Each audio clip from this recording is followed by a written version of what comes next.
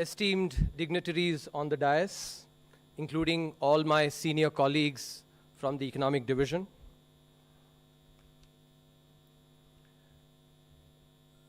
Let me first start by thanking the Honorable Prime Minister, the Honorable Finance Minister, the Honorable Minister of State for Finance, Secretary Economic Affairs, and the entire team of secretaries in the Ministry of Finance.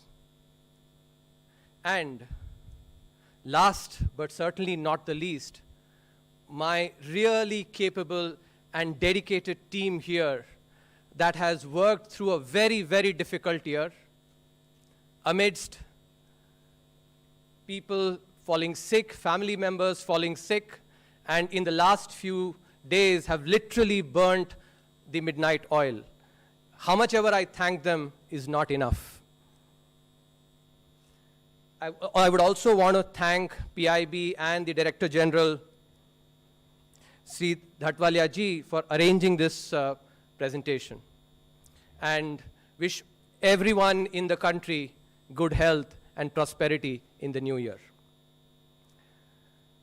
This year's economic survey is dedicated to all the COVID warriors who have really helped in upholding India. If you see the cover of the economic survey, we have the COVID warriors joining hands to uphold India. Doctors, nurses, scientists who have helped in developing the vaccine in record time, sanitation workers, one and all, who have come together in this time of adversity to really uphold India. The cover also captures the V-shaped recovery that has happened in the economy. In fact, mirrors the V-shaped performance that the Indian cricket team delivered in Australia as well. After being shot out for 36 within an hour, they went on to win the series. So the resilience of the Indian economy is actually mirroring the resilience of the Indian cricket team as well. This year's survey is therefore dedicated to all the COVID warriors. It's about saving lives and livelihoods, about the V-shaped economic recovery, and the fact that in this year of adversity, when a once-in-a-century pandemic has hit us, India has really outweighed on the opportunities that this pandemic provides compared to the risks. That is also being shown in the cover.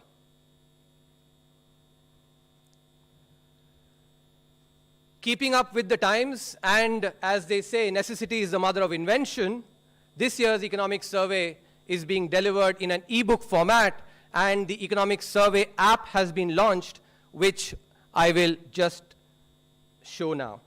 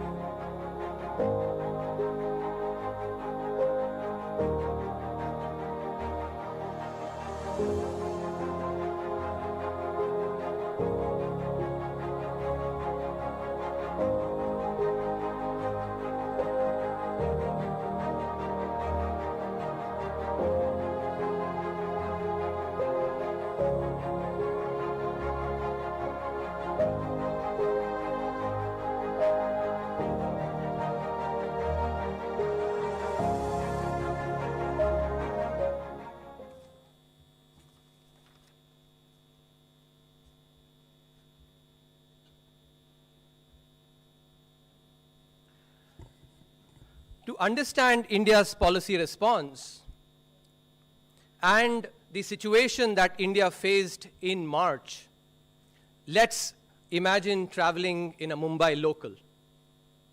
Typically, about 500 people travel in a Mumbai local train in one coach.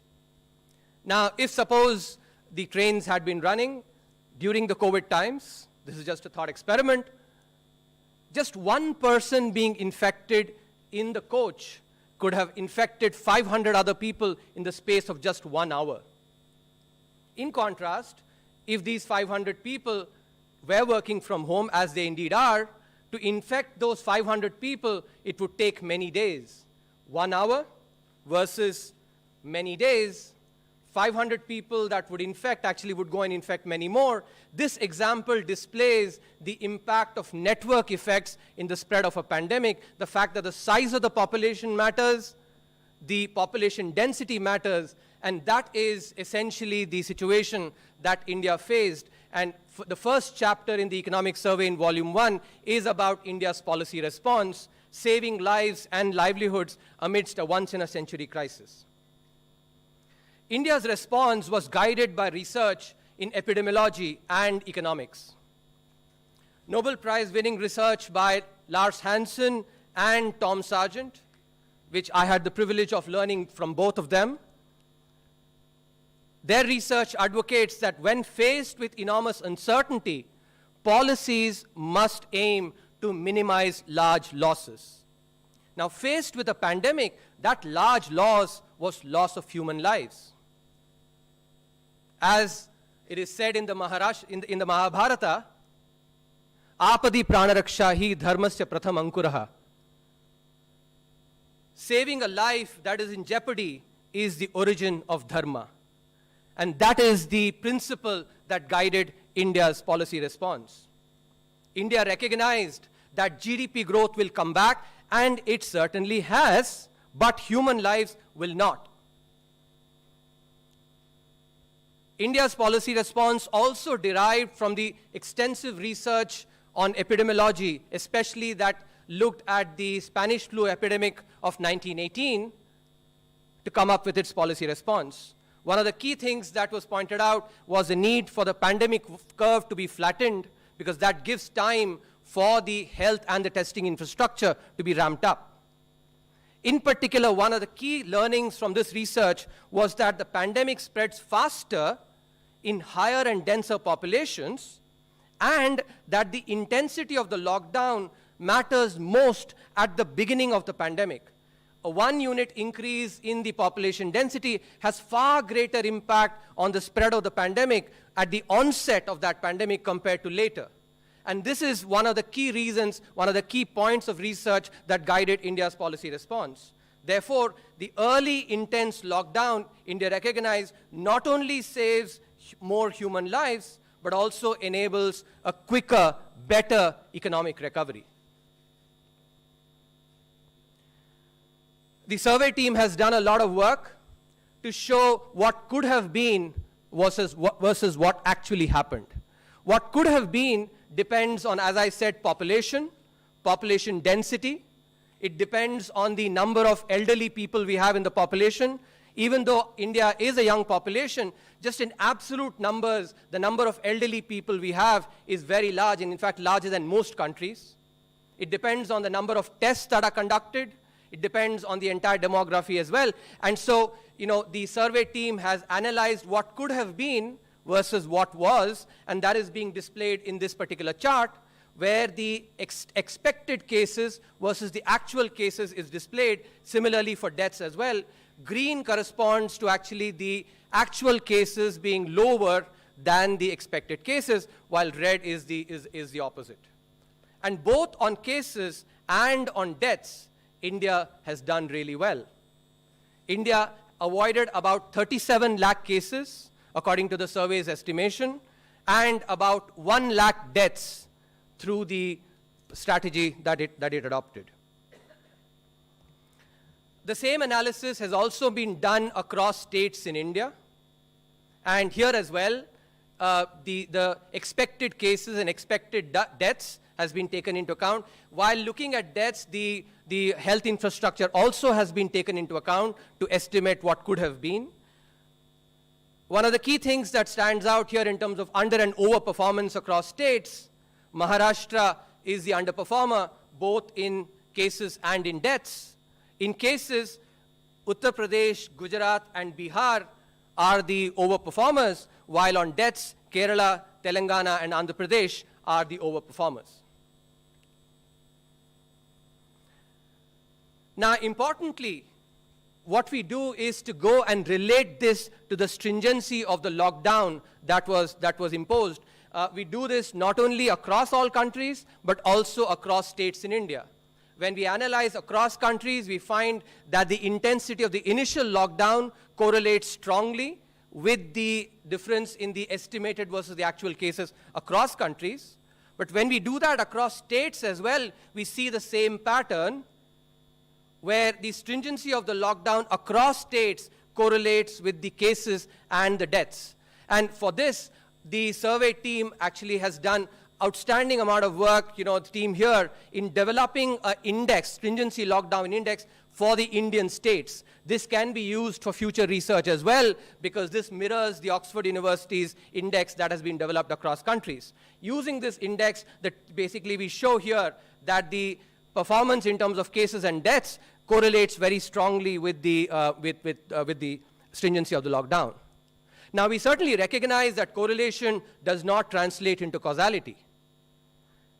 And that's why the state-level analysis that we are doing is very important. Before I come to that, let me also talk about the economic performance. So if we relate the stringency of the lockdown to the contemporaneous effect, in other words, if the lockdown was more stringent in a particular month, what was the impact on the economic indicators in that month? And what was the impact of the stringency of the lockdown in that month on future economic indicators 3 months later? And what you see is, on the left, you see actually a negative correlation, which is the decline contemporaneously. And on the right, you see the positive lagged effect, which is the V-shaped relationship, which is the V-shaped recovery that we witnessed in the economy. Now, as I was referring to earlier, correlation does not necessarily mean causality, and that is why the state-level analysis is extremely important. To show the causal impact, we need to show that other factors are not accounting for this correlation, whether it's at the country level or at the state level. Now, one of the key worries actually from a cross-country analysis is that it could be Indians have higher immunity than others, and therefore India actually ended up having much less cases and much less deaths. It could possibly be that the BCG vaccine, that all of us have, provides immunity against the pandemic, and which maybe other countries have not had. It's possible that the environment that we live in here, that is what reduces deaths intrinsically, or it could be that anything else but the intensity of the lockdown that India did actually accounts for this correlation. The strong correlation of cases and deaths that I showed across states is important in this. I also showed the V-shaped recovery. Why? Because anything that is peculiar to India, whether it's BCG vaccine, higher immunity, the environment that we live in, is common across all states in India. Take a Maharashtra, take a Gujarat, take Karnataka. These are all common across all states in India. So the correlation that we've shown cannot come from anything that is specific or peculiar to India. And that is why the state-level analysis controls for several of these other factors that may account for India's performance, and therefore actually leads the survey to infer that the lockdown had a causal impact on saving lives and on the economic recovery.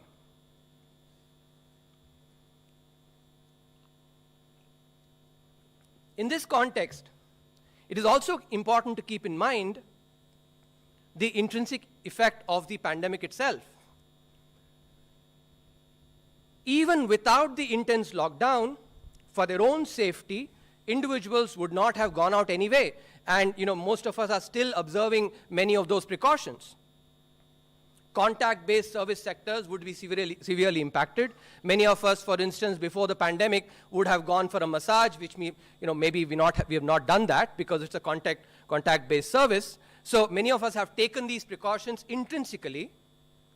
Also, the precautionary motive to save, which is something that macroeconomics highlights, that whenever uncertainty is high in the economy, all households and individuals tend to save more, thinking that maybe we will need that saving for a rainy day. Therefore, the precautionary motive to save goes up, during times of uncertainty, and that certainly reduces discretionary spending, because households may think that if we were going to buy a car, or let's say we're going to buy a house, say let's wait out this period, maybe 6-7 months, see how the uncertainty pans out, and then we can do whatever discretionary buying. So intrinsically, again, the pandemic would have impacted discretionary spending. Further, the risk aversion and the uncertainty of demand would have also affected corporate investment, because similarly, corporates would also want to wait out and see how the pandemic spreads, how the economy performs before they actually go and make irreversible investment.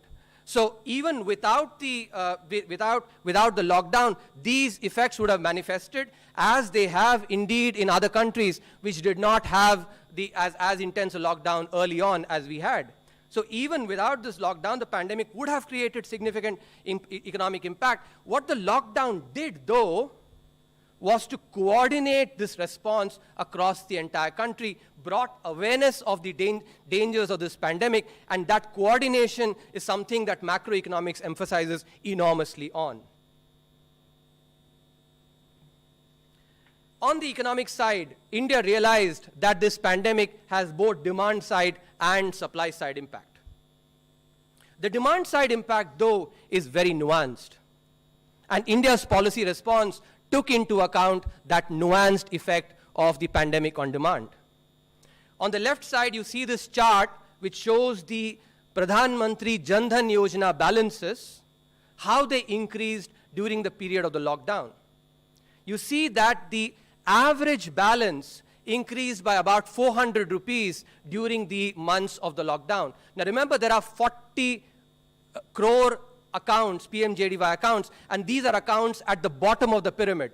Typically, economists think about the marginal propensity to consume is very high for these households. This is basically jargon to say that if the household at the bottom of the pyramid gets 1 rupee, they're likely to spend 97, 98 paise. So they do not typically save as much. But even in this demographic, during the lockdown, the savings went up on average by about 500 rupees, which is illustrative of the precautionary motive to save, and thereby the impact that it would have had on the discretionary spending. And that is also being seen in the deposits that have increased, the savings that have come into the banks. So realizing that at the onset of the pandemic, when the uncertainty is very high, also the lockdown actually imposed economic restrictions, India approached this in a calibrated manner. In the first part, when the uncertainty was very high, India's policies focused purely on ensuring necessities. 80 crore people were given free food, possibly the largest free food program across the world. Emergency credit measures were given, liquidity measures were announced, and forbearance was also announced. These were all necessities from an economic point of view. And they were optimal at that time, given the uncertainty and the resultant precautionary motives to save, as well as the economic restrictions that I talked about. What India recognized very well is that pushing down on the accelerator of a car while the brakes are already clamped only wastes fuel. Only when the clamp on the brake is removed, at that time pressing on the accelerator actually speeds the car forward. And that is something that India recognized very well. Therefore, as part of its calibrated response, in the unlock phase, India has actually gone ahead and announced demand-side measures to enable discretionary consumption to come in. The Atmanirbhar Bharat 2 and 3 measures have focused on capital expenditures. A wage subsidy program was announced as part of Atmanirbhar Bharat 3, and the focus on the national infrastructure pipeline has been enhanced. So all these will go towards increasing discretionary spending in the economy. So India's demand-side response was again unique and in a more calibrated manner. On the supply side as well, and India recognized that the pandemic will have supply-side impact too, because of possible disruptions in labor markets and the financial distress that firms could have to face, which could lead to impact on the productive capacity of the economy. And therefore, a slew of structural reforms were announced to enhance supply in the medium to long run, to avoid loss of productive capacity. These reforms primarily focus on strengthening the potential of the primary and secondary sectors, and they are intended to create jobs and thereby enable aggregate demand in the economy. And as part of these, the survey details this, describes this in detail, streamlining of labor laws, the broad-based reforms in agriculture, MSMEs, the BPO in the service sector, power, mineral sector, space, defense, all these were part of the reforms that were announced as part of the Atmanirbhar Bharat mission. And importantly, the strategic PSUs policy. It's a very important statement of intent. If you recall, in the last year's economic survey, the impact, the wealth creation that comes from privatization was talked about. The strategic PSU policy has actually implemented that by giving the commanding heights of the economy to the private sector. This is given the history of India in its first industrial policy, having given those commanding heights of the economy to the public sector. So this is a very important statement of intent. So to summarize, the policy response that India came up with was a mature, far-sighted one. India focused on saving lives and livelihoods, took short-term pain for long-term gain, recognized that while GDP growth will recover, and it has, lost human lives cannot be brought back. This was the humane principle that guided India's policy response. India was the only country to announce a slew of structural reforms. India's demand-side measures were also different from the other countries, were more calibrated, recognizing the simple idea that pushing the accelerator, works only when the brakes are removed. The V-shaped economic recovery, without a second wave, makes India, therefore, a sui generis case in mature policy making. The mega vaccination drive that is now on should enable this recovery, especially in the services sector.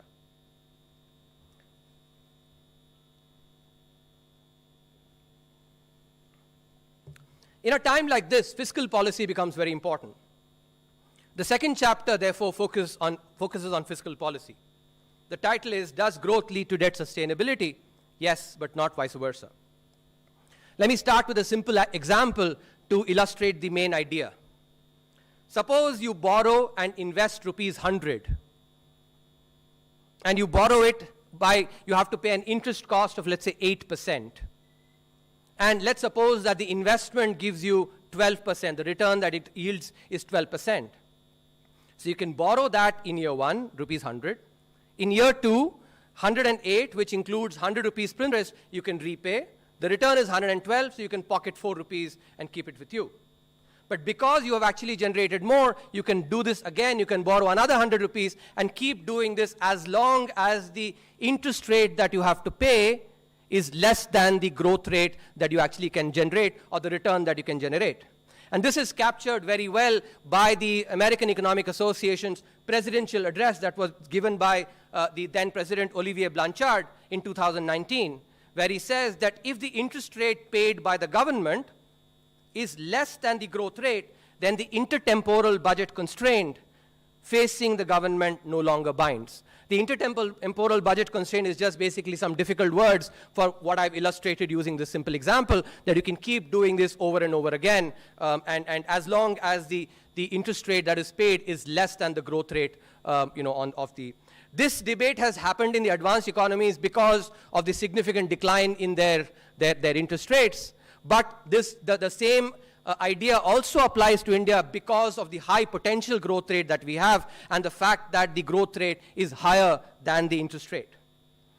And this idea is captured by what is called the debt equation for debt dynamics. Without getting into the math, let me just give you the basic idea that if the interest rate is greater than the growth rate, then you do not get debt sustainability because debt as a proportion of GDP will increase because you don't get enough to be able to repay the interest cost.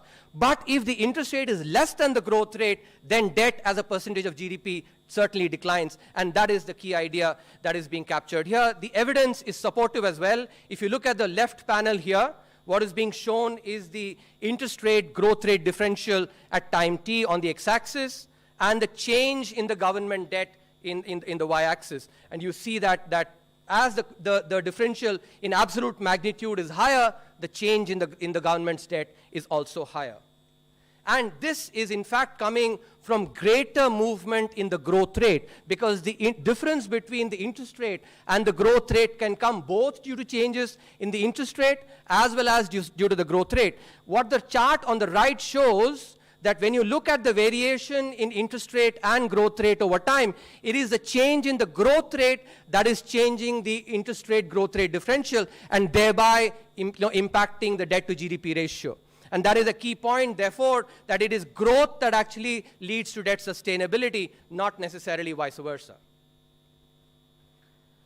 And this is important given the countercyclical fiscal policy that is important, has to be followed in times like these. The chart that you see on top is showing the public sector and the private sector balances. That is just sort of economic jargon for how well the private sector is doing and how much the public sector is supporting it. Countercyclical fiscal policy, essentially, the idea is as follows, that economies have peaks and troughs. When the economy is doing well, the private sector is doing well, government can step back at that time.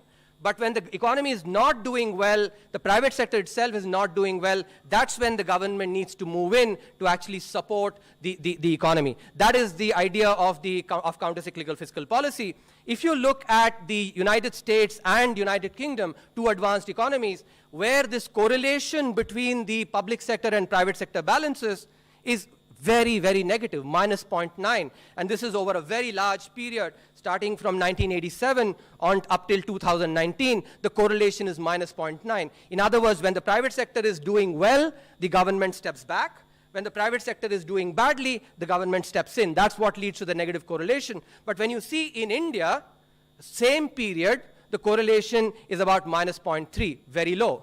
And that's the basic idea that actually is being advocated in this chapter, that countercyclical fiscal policy must become an important point of emphasis when we think about especially times like these. This chapter also goes and examines debt sustainability in various scenarios, especially some of the worst case scenarios. There's a lot more details in the chapter. I'm just going to show you one snapshot here. This particular chart here shows the growth rate that can potentially be obtained from FY23 onwards, different scenarios, and how the debt to GDP will change based on those scenarios. I want you to focus on the worst case scenario here, which corresponds to nominal growth rate of 9%. Assuming an inflation of 5%, mid of the 4 to 6% band, this translates into a real growth rate of 3.8%. So what this slide shows, and this analysis shows, is that even if India were to have real growth of 3.8% in each year from FY23 to FY29, the debts will still come down. And it will basically come down because the nominal rate of interest would actually be higher than, nominal rate of growth would be higher than the nominal rate of interest. There are also lessons from something that India has already done in the past. We've been there, done it. When the Asian financial crisis happened, growth had come down from, over the entire 98 to 2003 period, the growth was only 5.3%. And debt to GDP had in fact increased at that time, had reached then historical levels of 83%. But the government went and did expansionary fiscal policy, focused on infrastructure spending, which basically did increase government expenditure, and general government debt actually went up. But as a result of that, as a result of the fiscal and the infrastructure push, the average growth from 2004 to 2009 was 8%. And that growth is what then brought debt back from 83% to 70%. So we've been there, done it, and we basically need to just replicate and learn from that experience. So that's the essence of this chapter. The policy recommendations that emerge from this are that fiscal multipliers, which is basically economist jargon for saying if 1 rupee is invested by the government in the economy, by the fisc, what is the return that is generated for the economy? Fiscal multipliers are typically much higher during slowdowns in the economy or during downturns when compared to peaks in the economy. And therefore, this is a very important aspect to take into account. Fiscal policy must support growth, therefore, till the pre-COVID growth path is achieved again. Public investment spending, is self-financing in the medium term precisely because it enables growth, crowds in private investment, and that in this context, India's fiscal rules, which certainly, which may not be enabling a countercyclical fiscal policy, must need a rethink. The third chapter looks at the India's sovereign credit rating. If you look at the the fifth largest economy in the world, and ask the question, what is the rating of the fifth largest economy over the last 2 decades? If you start from 1994 here, and this chart shows that, so the fifth largest economy, remember, has changed. So that, if you think about it, that baton has changed hands. Italy was the fifth largest economy at some point in time, UK was, China became the fifth largest economy, and now India is the fifth largest economy. So the question that is being asked here is, when a particular country was the fifth largest economy, what was the credit rating of that country at that time? So asking the question, over the history of sovereign credit ratings, what has been the rating of the fifth largest economy? Now this is important because the GDP actually is the amount of activity that happens in the economy, and therefore the size of the GDP essentially captures the country's ability to repay debt as well, and that is why this question is important to ask. And when you ask this question, 2 key points emerge here. Firstly, that typically the fifth largest economy has been rated AAA. You see that actually, those flat lines at the top. The only 2 exceptions to this, and that is the second point that is coming from this chart, are China and India. When China became the fifth largest economy in 2005, it was rated A-, while India now is the fifth largest economy and is rated BBB+.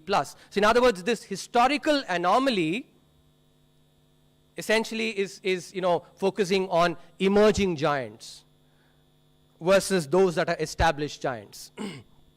The emerging giants actually are not necessarily getting the rating that their fundamentals possibly demand. And that is the subsequent analysis that is done in the chapter. So I'm going to just give you a sampling of that. On this particular chart, we show the credit rating, sovereign credit rating, as a function of the growth of the country, economic growth. You see a positive relationship. In other words, higher growth leads to higher rating, which is expected.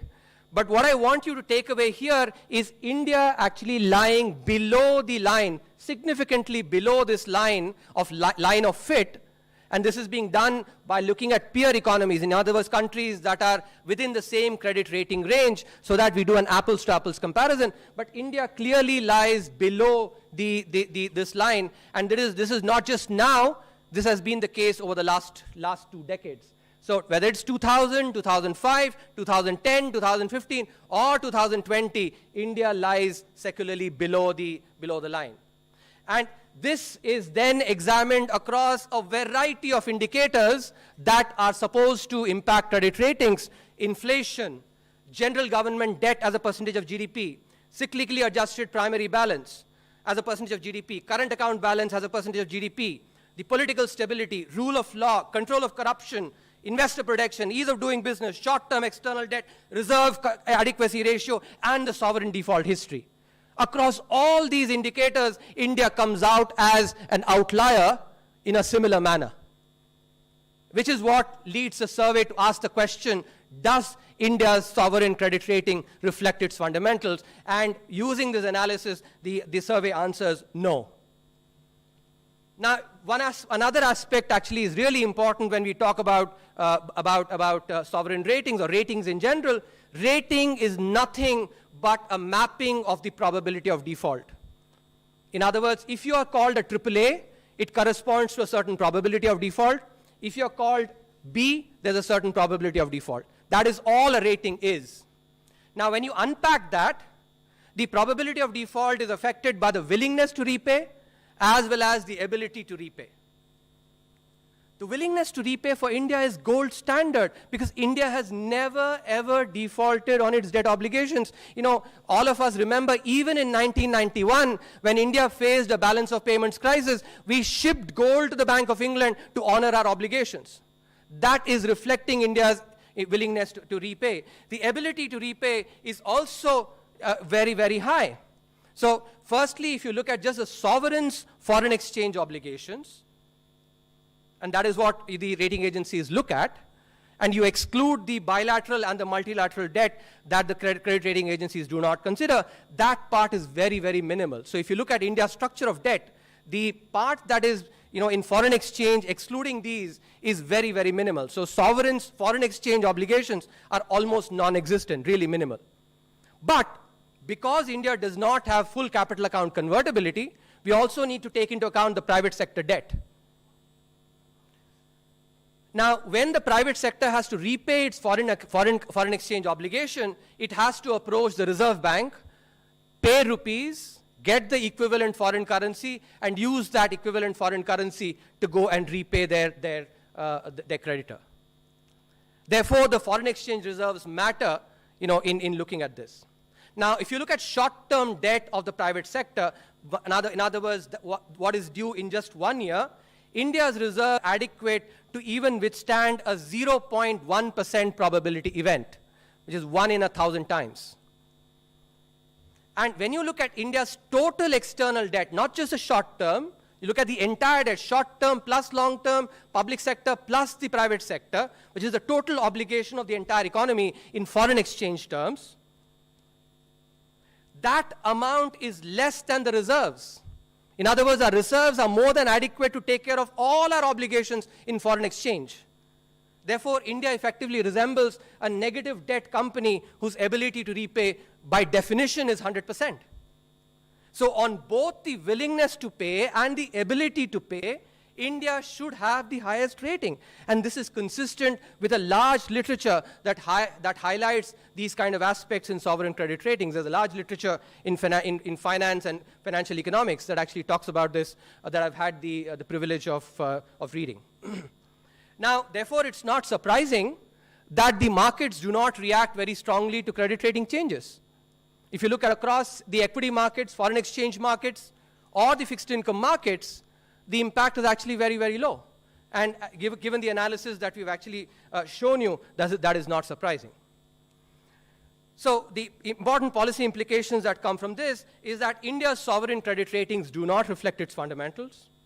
Therefore, the ratings methodology, and this is not just true with India, I showed China as well when it became the 5th largest economy, the ratings methodology needs correction as they affect the foreign portfolio inflows in a mechanical manner, because many investment vehicles just do a mechanical rule where if the rating is above investment grade or in investment grade versus if it is not, they have mechanical rules and which affect the foreign portfolio inflows.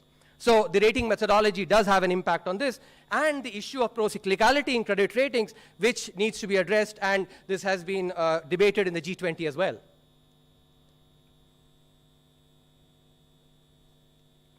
An important issue in the current context, especially given the COVID pandemic, is of inequality. Let me start to anchor the idea by giving you a simple example. All of us, when we were young, we remember the show Malgudi Days. Many of you today also might have watched it when it was replayed on Doordarshan. Remember Swami from Malgudi Days? Swami is very good at mathematics. Swami gets 100 out of 100 in his mathematics exam. His friend Shankar gets only 60 out of 100. His headmaster takes 20 marks away from Swami, gives it to Shankar, and tells Swami that I do not like this difference in outcomes. I wanted both of you to have 80 marks, and therefore I did this. Swami comes back crying to his mother, and tells his mother that, Amma, I am not going to study for maths anymore, because anyway I'm going to lose 20 marks. That's going to be taken away from me and given to Shankar. Why should I study? Shankar goes very happily to his mother and tells her that, Amma, I got 80 marks. I don't need to study anymore because anyway the principal is going to give me 20 marks more. Now, do you think that this equality that was achieved was desirable? Swami also then puts an argument to his mother saying, why does not the principal give more teaching to Shankar? Give him more, allocate more teacher time so that Shankar can become really good at mathematics and he can himself get 80 out of 100, in his examination. I can keep my 100 marks which I've worked really hard for. Wouldn't both of us be better If, I keep my 100 that I've gotten from my hard work, and he gets 80 from his hard work as well, that we are actually, total marks is 180 versus 160. This idea that when you grow the pie, 160 versus 180, in the earlier example, when 20 marks were being redistributed, the pie is remaining the same. But in the second case, when you have 180 marks, Shankar's marks are also higher without reducing Swami's marks. And that's the idea that actually is being captured, given the level of development that India is in, and the debate on inequality that is happening in advanced economies. This is a pertinent question that we need to ask, because finally, macroeconomic policy and economics itself always faces trade-offs. And therefore, clarity of objectives is very important for policy making. So the question that is asked here is, inequality and growth, is there conflict or convergence in the Indian context? So if you look at the advanced economies, and the survey does, this chapter in the survey does a lot of correlation with all kinds of socioeconomic indicators. I'm going to show you a couple, refer you to take a look at the chapter for the others. So if you'll focus on the top panel here, which is being shown in red, the red dots, that is for the advanced economies. On the x-axis, inequality is plotted. So when you go to the right, inequality is higher. And on the y-axis, what is being plotted is socio-economic outcomes. In the right panel, it is basically national income per capita. So for the advanced economies, what you notice is that an increase in inequality reduces health outcomes, while an increase in the national income per capita improves health and social problems. So they actually have this conflict between the income per capita, which is delivered by growth, and inequality. When we do the same analysis in India, by looking at inequality across the Indian states for which the data is available, we find that there is no conflict. If anything, there is convergence. Both inequality and income per capita, which, as I said, reflects the impact of growth, have similar impact on socioeconomic indicators. Now, this is what I've shown for health. You see the same thing for education as well. Down, up for the advanced economies, same up for basically for the Indian states. And this is shown across a bunch of other indicators like life expectancy, infant mortality, birth and death rates, fertility rates, crime, drug usage, mental health, etc. That this convergence in India is something that is being seen across these indicators. And survey basically poses the question that this is something that reflects possibly the stage of development. Given our stage of development, our potential growth rates are very high. At the same time, our ability to increase the pie and thereby uplift a lot of the people out of poverty, that potential is also very high. In contrast, in advanced economies, both those are possibly low, and that may be accounting for the conflict that you see in the advanced economies vis-a-vis what we see for India. So what this chapter therefore recommends is that India must continue to focus on growth so that it expands the pie, and by expanding the pie, thereby redistributive policies are enabled to lift people out of poverty. And this is important because when we go and look at the impact of growth versus inequality on poverty reduction, about 85% of the reduction in poverty comes from growth. Only 50%, 15%, and it's not a very strong relationship either, comes from inequality. And this is true whether we use the head count ratio of poverty or the multidimensional poverty indices as well. So the message that comes out, therefore, is that unlike advanced economies and the commentary that is being often focused on in the advanced economies especially, there is no conflict between growth and inflation. In fact, there is convergence. Given India's stage of development, India should therefore continue its focus on economic growth to lift the poor out of poverty by expanding the overall pie. Because redistribution is only feasible in a developing economy if the size of the economic pie grows. And that relates back to the example I gave about Swami versus his friend Shankar.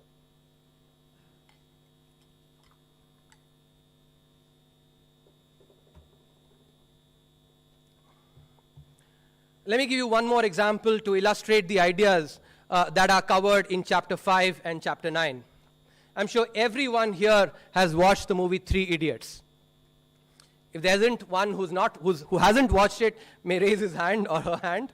I'm going to focus on this particular scene in Three Idiots when Farhan and Rancho go to have dinner at Raju's place.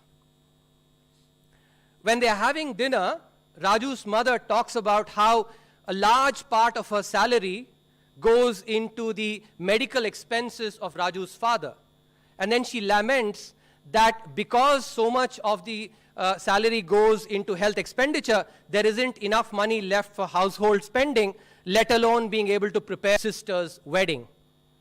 Now, this particular scene, albeit displayed in a darkly humorous manner, is actually representative of the situation that often many families in India may find themselves because of high out-of-pocket expenses, on health. And that's what these two chapters get into, especially given the COVID pandemic, which has really ensured that healthcare takes center stage finally. These examinations are quite pertinent. So this chart shows what I just talked about. So in this chart, the domestic general government health expenditure, the overall general government expenditure is shown. Remember, health is a state subject, and therefore it is important to focus on the general government expenditure. And in India, in fact, a large bulk of the spending on health is done by states.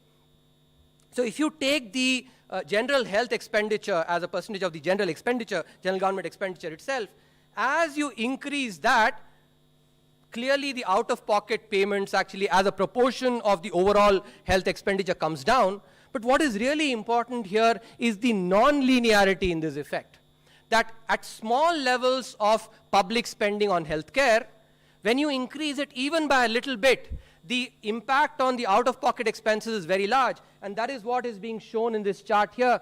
If India were to move from what it currently is to 2.5%, of the general government expenditure, then the decline in the out-of-pocket expenditures for households that are similar to Raju's family will be very large, and to about 30%. So more than half, and that will make a big difference to these families. Incidentally, this chart also shows where other countries are. Take a look at Thailand, for instance. Thailand is closer to 3%, and Vietnam, China are other countries which actually are being marked out here. So this captures the idea that if we increase the spending, public spending, to about 2.5%, then the impact on out-of-pocket expenditures of typical families like the one I referred to, Raju's family, would be very, very large. The other important aspect that has been, that is very important, but critical to take into account in the context of healthcare is the problem of asymmetric information. And this has been highlighted by Nobel Prize winner Kenneth Arrow more than half a century back. In fact, now 57 years. So where he wrote this article about asymmetric information in healthcare. And that's why if you think about it, all of us care about the reputation of the doctor or the hospital we go to, because of the endemic information asymmetry problems that we face in healthcare markets. And so the basic argument that Kenneth Arrow and others since have made is that laissez-faire in healthcare may not be the optimal way of organizing healthcare because of these asymmetric information problems that lead to market failures. And when there are market failures, free markets do not necessarily deliver the best outcome. And this chart shows some of that. This and the next part, what I'm going to show, gives you evidence in the Indian context. So this is data that we are showing for the amount of spending on the same ailment. So whether it's cardiac, procedure, cancer, or if it's an injury, and these are all inpatient, procedures. What it shows here is the difference between the amount that you have to spend if you go to a public hospital or government hospital versus if you have to go to a private hospital. Remember, it is being within the same procedure. So for instance, what stands out is that if it is a cardiac procedure, the typical patient ends up spending about 7 times as much, when he goes to a private hospital as it would be if it were in a government hospital. This is about 3.7 times for cancers, about 5.2 times for respiratory illnesses, about 6.2 times for gastroenteritic illnesses, injuries about 6 times. Across the board, across each one of these illnesses, the spending is much higher in the context of, when it's private healthcare versus public. Now, the one question that will definitely arise from this is that it could be very well true that the quality of care that is provided in the private hospitals is significantly better than that in the public hospitals. So which is the natural question to ask, and we ask that question in this chapter and go and look at the data. We go and look at the data on the readmission rates. Research in healthcare looks at readmission rates, the same patient coming back and admitted again as a proxy for the quality of treatment that that patient got. It's a well-recognized proxy in the healthcare research. When you look at the data from PMJAY on the difference in quality using this proxy, what stands out is that public sector patients get readmitted to the same hospital 64% of the time, while this same number is 70% for private hospitals. So from this, we can make the inference that it certainly may not be true that the quality of care that is being provided in the private hospitals is significantly better than that in the public sector hospitals. Now, one has to take into account, I'm not saying from this that public sector hospitals are necessarily providing better care. The reason I don't say that is even within the readmission cases, it could be that we choose for the more difficult cases, private hospitals are chosen. That possibility exists, and therefore one can't infer from here that the quality of care is definitely better. But it does not seem to be the case that the quality of care in the private hospitals is significantly better than the public hospitals. That this evidence does not show. Now, when you put that together with what I showed you in terms of the prices, then you see the problem of asymmetric information that Kenneth Arrow talked about. And therefore, healthcare design, the system design in healthcare becomes really critical, given that about 65 to 67% of care is provided by private sector hospitals in India. Another important point in this context, given the COVID pandemic that we have gone through, is the need to incorporate flexibility. What we have to be careful is to ensure that we do not get affected by saliency bias. Behavioral economics talks about this facet called saliency bias, which is you overweight the most recent piece of evidence. The reason the survey talks about this is that it's possible that we may end up doing too much, responding to take care of pandemics, which are basically communicable diseases, and not care as much about the non-communicable disease burden that India faces. So India has to be careful to ensure that healthcare policy is not affected by this saliency bias, but it must still incorporate agility and flexibility into its healthcare infrastructure, because the pandemic that comes next time possibly may be different from what we have right now, and therefore this flexibility becomes really important. And as I just showed, given the market failure due to asymmetric information, better regulation of the healthcare sector is critical to ensure that the benefits of healthcare reach the common people. And in this context, the Pradhan Mantri Jan Arogya Yojana has played an important role. Even though it's only a few years, we basically go and for the first time bring data from Ayushman Bharat and look at what has been the impact of that. Before I show you the actual analysis across states, I'm going to show you what is the kind of procedures that people are using as part of the PMJAY.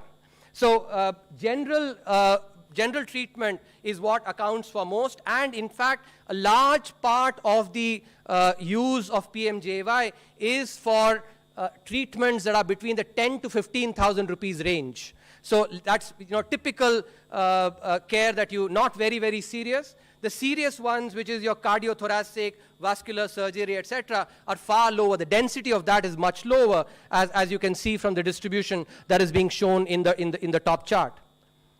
In the bottom chart, what has been shown is how during the COVID times, it seems like PMJAY has played a role in enabling people to get treatments, important treatments, but high frequency ones like dialysis. So you see the plot here of general medicine, which is the top one, and you also see the pre-authorizations for dialysis. What stands out is that there is no impact of COVID on the dialysis pre-authorizations, but there is a significant, a sharp and a V-shaped kind of effect on general medicine. In other words, general medicine did get impacted by COVID and the lockdown, but crucial, life-saving procedures like dialysis were not impacted through PMJAY, as using dialysis as an example. We then go and look at states that have adopted PMJAY versus states that have not adopted to try and show the impact of PMJAY. We do this in two ways. I'm just going to show you one part here, which is we first take all the states in India, club them into those states that have implemented PMJAY and those that have not implemented. First, look at the baseline, and then compare after. So here it is important. We use the NFHS data, which provides a very nice before-after, because the NFHS 2015-16 is before PMJAY, which got implemented in 2018, while the NFHS 2019-20 is after the implementation of PMJAY. So we get a good before-after. We can compare the baseline as well and see the impact on health outcomes. But before that, what we do is to look at the impact on actual insurance, health insurance in the population. And what we find is that when you look at the 2015-16 data, compare that to 2019-20, the insurance coverage has increased by about 54% in the states that adopted PMJAY, but it has declined by 10% in states that did not adopt. Now, when we go and examine the same thing in the context of several health-related measures like infant and child mortality rates, maternal and child health, treatment of childhood diseases, we find significant impacts, and those are all there in the Chapter 9 of the economic survey. For paucity of time, I'm not going to go into it. There are also some spillover benefits that are coming on things like child vaccinations, awareness of HIV, AIDS among adults, etc.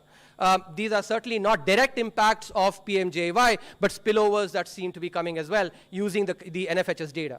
Now, the survey recognizes that comparing all states that implemented PMJAY versus those that did not may not be a very, very sharp comparison.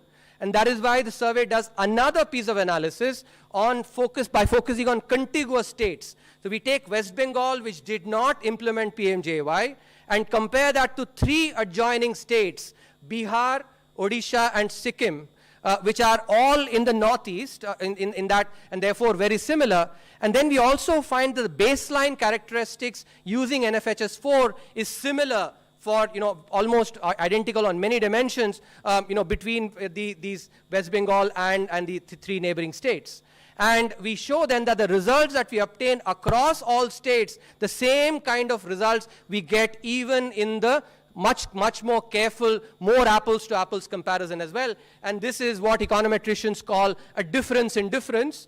The before-after difference for states that implemented PMJAY versus states that did not implement PMJAY, which gives you a better approximation of the causal effect because many confounding factors are taken into account. And the survey therefore infers that these inferences, these results that we get using all states are also being seen using a more careful comparison among just the contiguous states. The survey in the last few years has been focusing on various aspects of the regulation and the process. In earlier years, the judicial reforms have been covered. Ease of doing business was covered last year. This year, the survey looks at some process reforms that are important to have in the to enable the economy to grow further. Let me give you a thing. Getting a car, the registration changed from one state to another. So that's the idea that this chapter is capturing.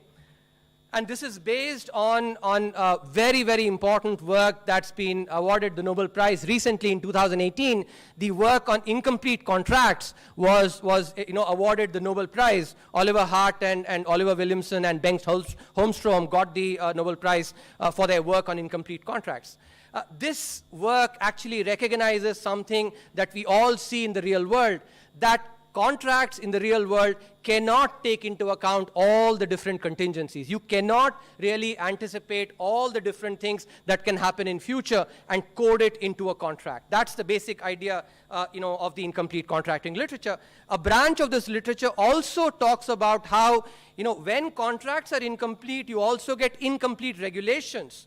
When you acknowledge the incomplete contracts, the incompleteness of contracts, you also have to then acknowledge the incompleteness of regulation. One of the key things that the survey shows is that if you take a company that does not have any dispute or litigation, all the paperwork is complete, and this company has to be closed in India. It takes about 1,600 days. In fact, to be precise, 1570 days to close such a company. Remember, this is a company that does not have any litigation, no dispute, all the paperwork, everything is complete here. The same number for OECD economies is about 600 days. For Singapore, it's 120 days.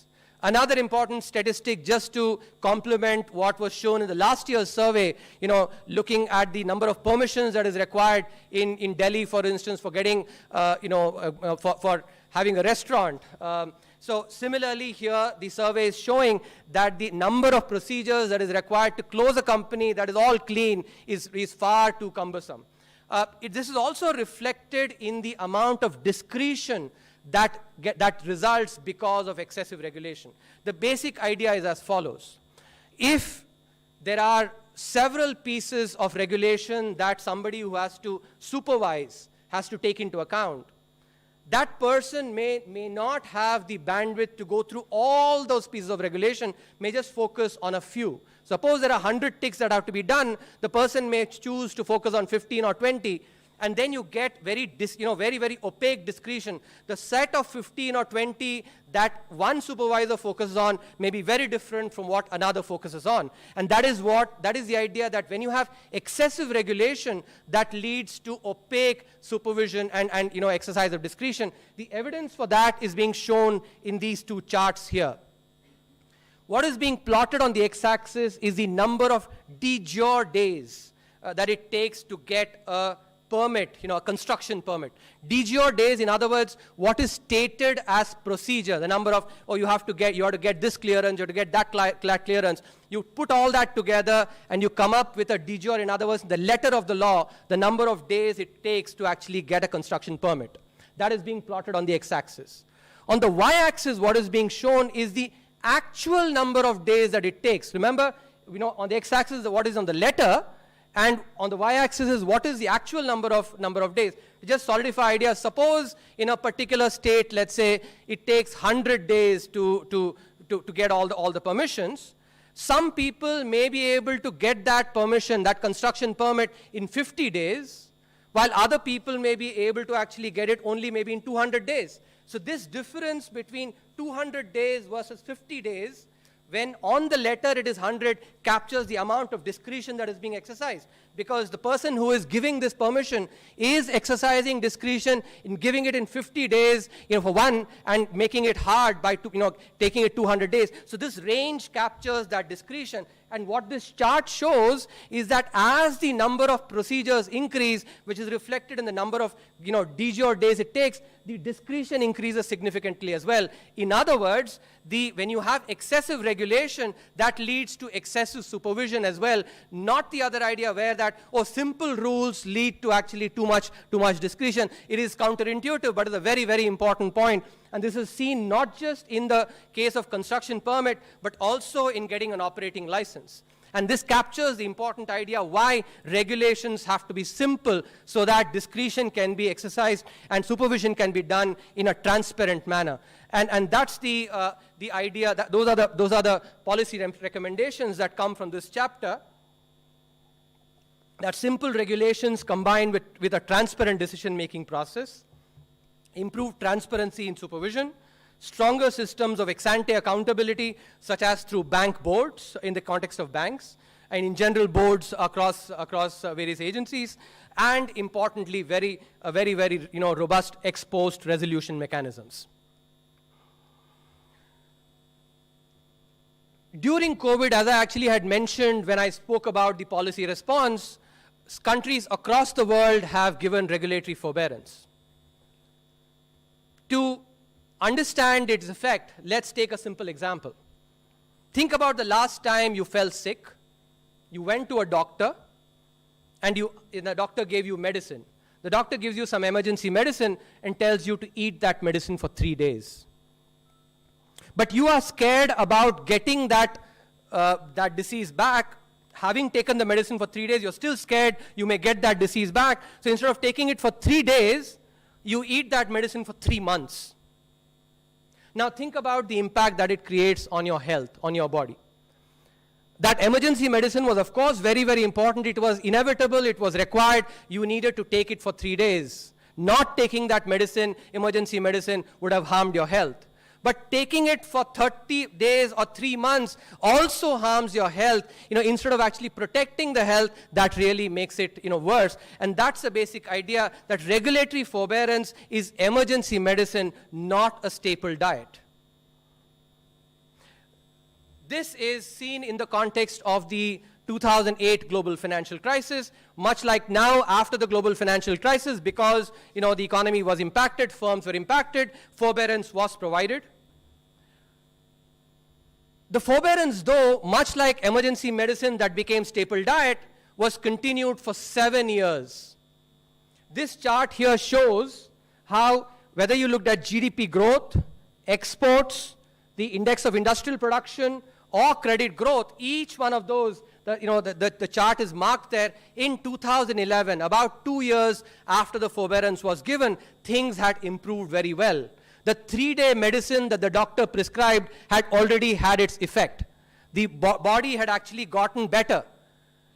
But for fear of actually possibly continuing, maybe getting that disease, that forbearance was continued for 7 years. And last year's economic survey, volume 2, the first chapter, talked about how the banking sector problems actually were responsible for the growth slowdown. This particular analysis here is very important, given the fact that forbearance has again been provided to ensure that we actually, we do not repeat some of those issues, and ensure that the banking sector emerges much more healthier this time around. So the chapter does extensive analysis. This is an area that I've actually done a lot of research on. Based on that, looks at about regulatory forbearance as emergency medicine, not staple diet. What effectively happened was that banks, because of the forbearance regime, could pretend that their non-performing assets were performing by calling them restructured assets. Because the provisioning requirements were lower, so banks continued to window dress their balance sheets, which led to several unintended effects, leading to unhealthy firms lending to unhealthy firms, evergreening, and low provisioning. Now, during COVID, regulatory forbearance has been provided, and that is a good thing. It should be done like the 3-day medicine, but the important policy lesson here is to avoid a recurrence of the issues that manifested following the global financial crisis. Another important aspect here is that the AQR that was done could not bring out all the hidden bad assets that led to underestimation of capital requirements. The design was such that it did not mandate capital raising by banks, which led to undercapitalization, increasing sharply in the banks, and that led to distortions that first happened initially when the forbearance was provided, thereby exacerbating an already grave situation. So it's important, therefore, here to learn these lessons and ensure that they are not repeated so that the banking sector emerges healthy in the current round of forbearance. Chapter 8 of the survey looks at innovation. India, for the first time, got into the top 50 countries in terms of, in the Global Innovation Index. And therefore, the survey actually thought it fit to examine India's innovation performance, see areas where India has done very well, and areas where India needs to improve in order to aspire to become among the global innovation leaders, really gather momentum from this entry in the top 50 innovative countries to go further. So when you look at the innovation rank, for its level of development, whether you take all the countries or you take the top 10 economies, India is doing well.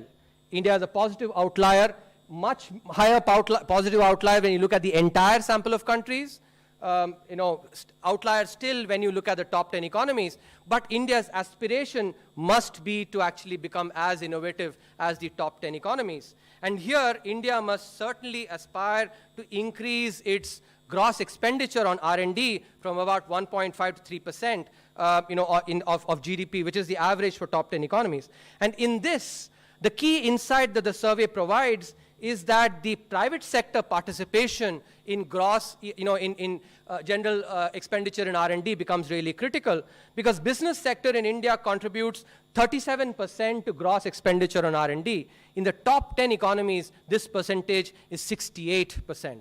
So the business sector, therefore, contributes far less in terms of the gross expenditure on R&D compared to the proportion in the top 10 economies. In contrast, the government contributes about 56%, which is 3 times the average for advanced economies. That proportion is 22% for the advanced economies. So the government is contributing a lot. It's for the private sector now to actually really ramp up its expenditure on R&D to grow this expenditure from the current levels to the levels that will be closer to the advanced economies. And the private sector really needs to step up in this. And by the way, the survey also points out that this particular situation is not because the tax incentives in India are actually less liberal. If anything, they are actually more liberal. But this is an aspect that the private sector needs to focus on. Focus on innovation just to be competitive, because that is what is really critical in the new economy. The last chapter of the economic survey focuses on the bare necessities. Popular media and movies have actually focused a lot on this. There is this movie called Roti Kapda Makan. Many of at least those of us from my generation might remember, which focuses on these bare necessities. What the survey does, therefore, is to go and create an index of the bare necessities that a typical household gets across India. By using the NSSO surveys, looks at how these have improved across states, how have they improved across different income quantiles, and how have they changed across states. So if you look at the situation in 2012 versus 2018, this is the India map here. The colors actually denote, the extent of access to the bare necessities. Green means that the access is very high.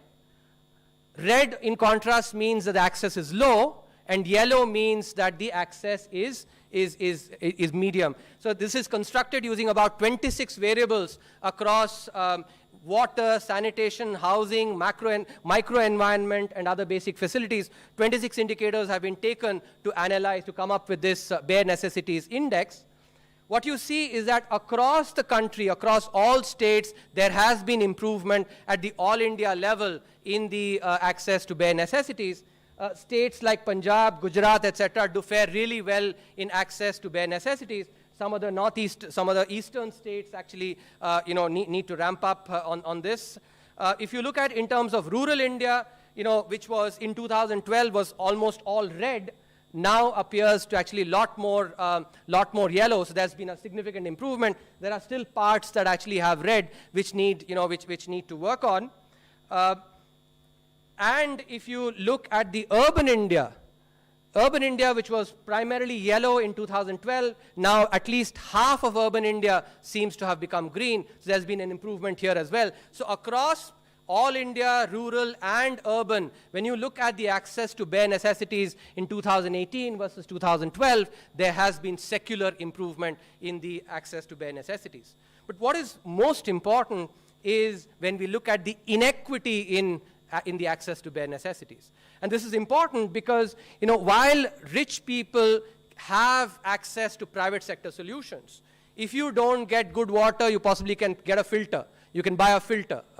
If you don't have, you know, if you're bitten by mosquitoes, you can actually get all kinds of facilities. But poor often don't have access to such private sector solutions, and therefore the inequity in access to bare necessities is also a very important thing that the development must focus on. After all, if you remember Gandhiji's talisman, think about the Daridra Narayan and think if your policy is indeed helping that Daridra Narayan. Keep the face of that Daridra Narayan and see if the policy has impacted him.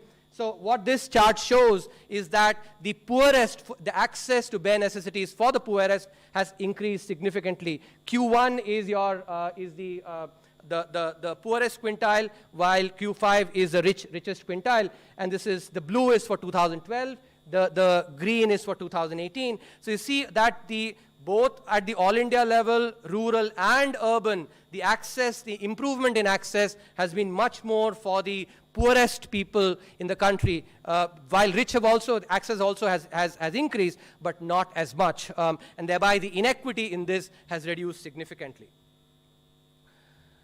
So to summarize,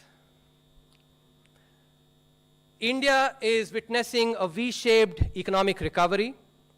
This is a testimony to the resilience and the intrinsic strength of the Indian economy. When history will record India's policy response amidst a once-in-a-century pandemic, history will come to the conclusion that the policy making was mature. The ability to take bold decisions, to continually calibrate responses, the willingness to take short-term pain for long-term gain, which is what displays maturity in policy response. These together signify the policy maturity and the alacrity with which the government responded to the once-in-a-century pandemic that all of us are witnessing. Given the large vaccination drive and the swift rollout of the same, we present this survey with optimism on both the health and the economic fronts, at the same time humbly requesting each one of you to continue observing the caution that all of you have observed so far in admirable manner till you get vaccinated. Thank you very much.